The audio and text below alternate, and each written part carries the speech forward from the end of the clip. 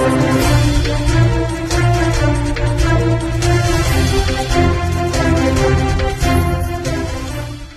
કાશ્મીરમાં આતંકીઓ દ્વારા કરાયેલા હુમલા બાદ ગેરકાયદેસર ભારતમાં રહેનારા પાકિસ્તાની અને બાંગ્લાદેશીઓ સામે ગુજરાત પોલીસે લલાક કરી છે. ત્યારે સુરત પોલીસે અગાઉ 137 થી વધુ શંકાસ્પદોની અટકાયત કર્યા બાદ ઉત્તરાયણ પોલીસ દ્વારા પણ જ્યાં પરપ્રાંતિયો વધુ છે તેવા ઇન્ડસ્ટ્રીયલ અને રેસિડેન્શિયલ વિસ્તારમાં તપાસ હાથ ધરાઈ હતી.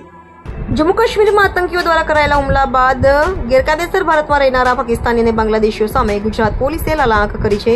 ત્યારે સુરત પોલીસે અગાઉ 137 થી વધુ શંકાસ્પદોની અટકાયત કર્યા બાદ ઉત્તરાયણ પોલીસ દ્વારા પણ જ્યાં પરપ્રાંતિયો વધુ છે તેવા ઇન્ડસ્ટ્રીયલ અને રેસિડેન્સ વિસ્તારમાં તપાસ હાથ ધરાઈ હતી.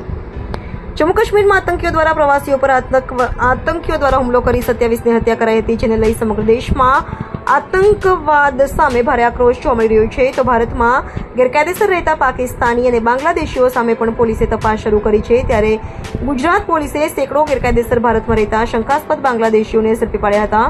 ત્યારે સુરત પોલીસે પણ 137 થી વધુ શંકાસ્પદ પુરુષ અને મહિલા બાંગ્લાદેશીઓને ઝડપી પાડ્યા હતા, જેમાંથી 60 જેટલા બાંગ્લાદેશી નીકળ્યા હતા, જેઓ એજન્ટ મારફતે બોર્ડર ક્રોસ કરી પશ્ચિમ બંગાળમાં પ્રવેશી ત્યાંથી બોગસ ડોક્યુમેન્ટ બનાવી ટ્રેનમાં સુરત આવ્યા હતા. તો હજુ પણ આ ઝુંબેશ સુરત પોલીસે યથાવત રાખી હોય તેવું લાગી રહ્યું છે.